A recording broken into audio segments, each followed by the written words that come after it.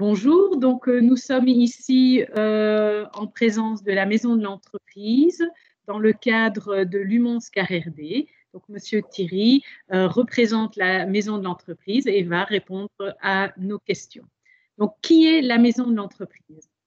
Bonjour, la maison d'entreprise, c'est ce qu'on appelle un incubateur, mais on sert également d'accélérateur de projets. Donc, notre mission consiste essentiellement à travailler avec des porteurs de projets qui peuvent parfois être des étudiants entrepreneurs, mais également avec des jeunes entreprises ou des entreprises en phase de croissance. Et le principal de notre fonction est de modéliser leur business pour parvenir à déterminer quel est le meilleur moyen de générer des flux financiers grâce à leurs idées et à leurs activités. Donc, en tant qu'incubateur, nous disposons de sites où nous incubons physiquement les entreprises, mais l'essentiel de notre travail consiste à les accompagner en day-to-day, suivi day-to-day, pardon, et à aider l'entreprise à améliorer sa croissance, à trouver des opportunités de marché, à challenger ses idées, comme je vous le disais, dans l'élaboration d'un business et d'un business model, comme on l'appelle maintenant, un modèle économique. Et pour cela, nous disposons d'un certain nombre d'outils dont je parlerai certainement un peu plus tard. Ok. Quel est enfin, la Maison de l'Entreprise est partenaire de l'IDEA, il me semble. Oui. Et donc, elle est financée par des fonds publics et privés, c'est ça? Oui, effectivement, l'IDEA, qui est l'Agence de développement territorial local, qui est une grosse intercommunale, est un de nos partenaires de référence et on est quasiment une filiale, en tout cas, c'est un actionnaire de référence de la maison de l'entreprise. Nous travaillons avec elle au développement économique et c'est la raison pour laquelle nous tentons d'aider des jeunes entrepreneurs à créer leurs projets, puisque l'objectif de l'intercommunale, de l'IDEA, est d'améliorer son projet territorial et de faire en sorte que des projets se créent, des entreprises se créent, s'implantent sur son territoire. Nous aidons l'IDEA à développer ce partenariat et à créer, donc à pousser à la création de nouvelles entreprises. Nous sommes effectivement financés en partie par du capital public et en partie par des recettes privées, puisque nous travaillons notamment dans le cadre des fonds structurels européens depuis quelques années et que nous travaillons également en phase avec la région Wallonne et le cabinet du ministre de l'économie. Mais une grande partie de nos recettes vient des services que nous rendons aux entreprises. Donc, l'accompagnement que j'évoquais est un accompagnement qui est payant. De même que l'hébergement que j'évoquais également dans la phase d'incubation physique est un service qui est presté au bénéfice des entreprises, moyennant facturation, bien entendu. OK. Donc, est-ce qu'il y a… quelle est en fait l'activité peut-être plus spécifique de la maison de l'entreprise par rapport à certains programmes? Donc, si vous voulez, notre activité, elle tient en plusieurs piliers. Mais l'essentiel, c'est de définir le modèle économique. Donc, vous avez un projet, que vous soyez porteur du projet ou déjà entreprise en activité, vous nous soumettez votre projet et nous allons, grâce à des méthodologies qui utilisent des outils comme le design thinking, mais essentiellement aussi le business model Canvas, qui est un outil très connu dans le milieu, nous allons vous mettre à l'épreuve, on dit challenger, mais en bon français, on dit mettre à l'épreuve, en vous posant des questions sur les différents aspects de la mise en œuvre du projet. Je vais faire allusion à quelques-uns de ces aspects.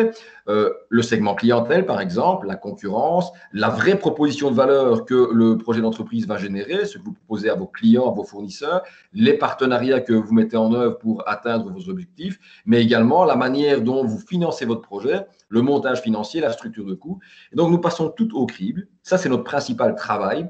Et en challengeant ce projet, nous essayons de mettre le doigt sur les aspects qui heurtent le plus la logique, les aspects les plus fragiles, les plus friables de votre projet, pour essayer avec vous de les solidifier, de les consolider ou de les cimenter et de les corriger le cas échéant. Donc ça, c'est notre manière de faire.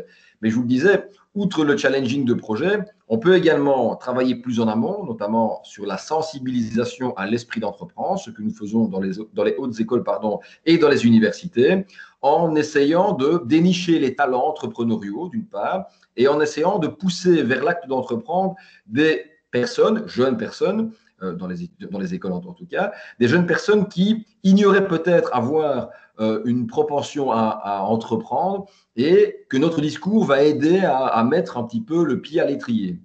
Donc, cette sensibilisation très en amont, nous l'opérons dans les écoles supérieures et dans les universités.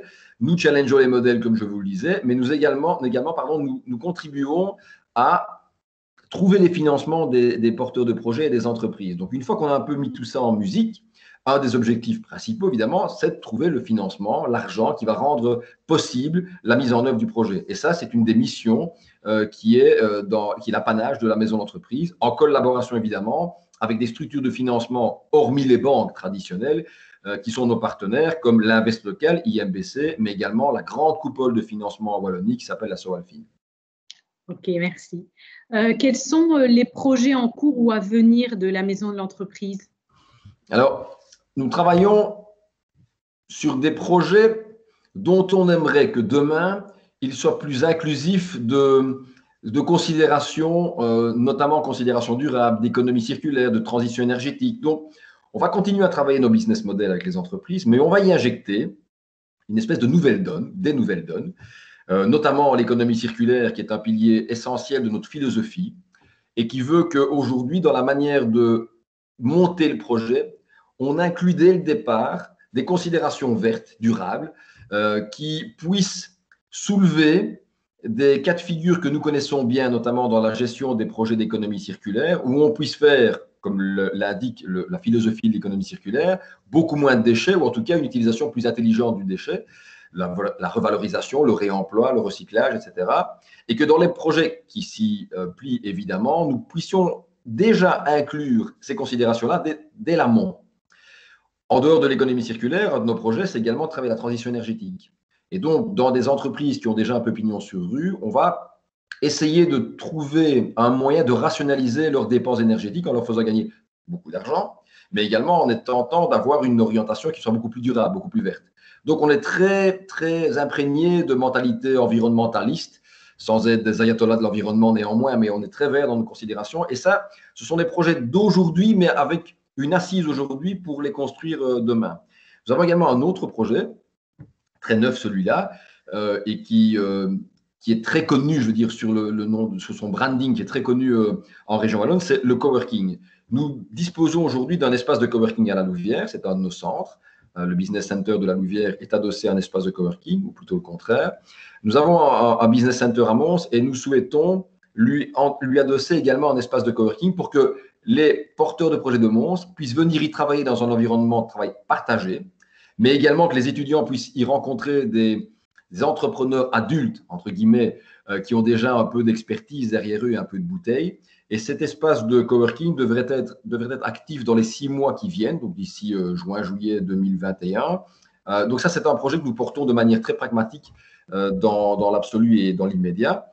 Et puis, nous sommes également impliqués dans un Living Lab, qui est donc une méthodologie, un laboratoire d'idées, ça c'est un peu réducteur, mais pour faire court, on va dire un laboratoire d'idées et de testing de méthodologie qui est thématisé industrie culturelle et créative, Living Lab, qui est géré par l'UMONS, ça tombe bien, par la faculté du média et par le Innovation Center, comme vous les appelez maintenant, du CLIC, sur le parc Initialis, dont nous sommes, nous, à la maison d'entreprise, un partenaire très actif.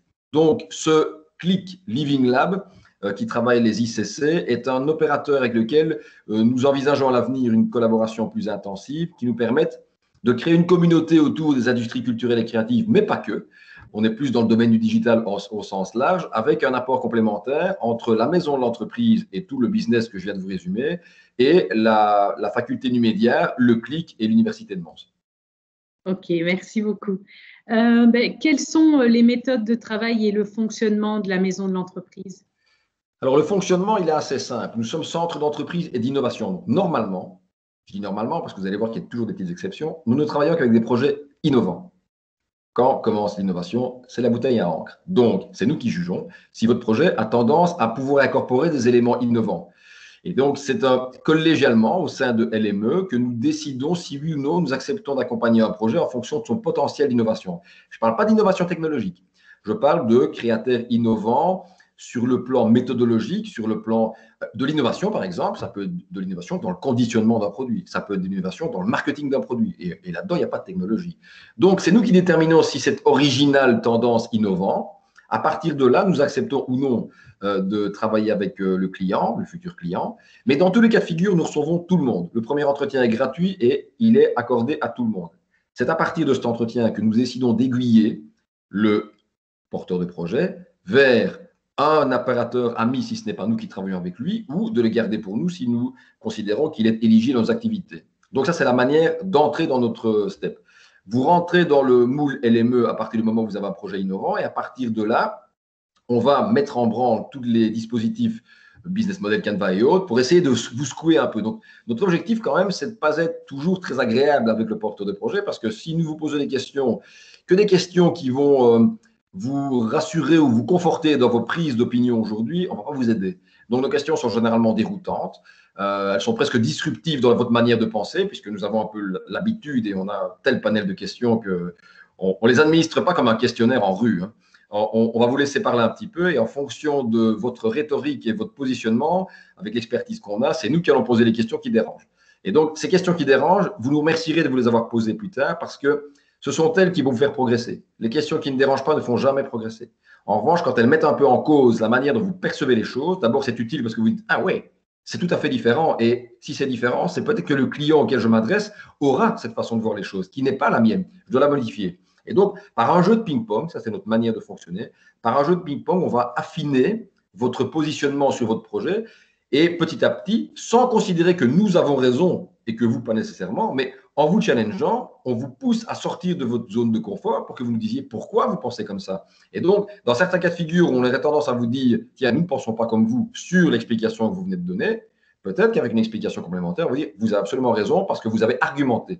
Donc, on va vous pousser dans vos retranchements pour faire argumenter les gens. C'est un peu notre méthode, c'est pousser dans les retranchements grâce à cet outil qui est super bien huilé. C'est un outil, le business model Canva, qui comporte 9 cases et dans chacune des cases, on peut vraiment creuser très, très profond jusqu'à ce que vous soyez quasiment en rupture d'argument et que vous vous disiez, là, je suis allé au fond du raisonnement, il ne me manque plus rien, je suis prêt. Ok, bah écoutez, je vous remercie beaucoup pour toutes ces informations. Donc, je précise que la maison de l'entreprise sera à disposition des étudiants et des diplômés lors de l'UMONS CARERD du 10 mars. Et je vous remercie beaucoup. Un vrai plaisir.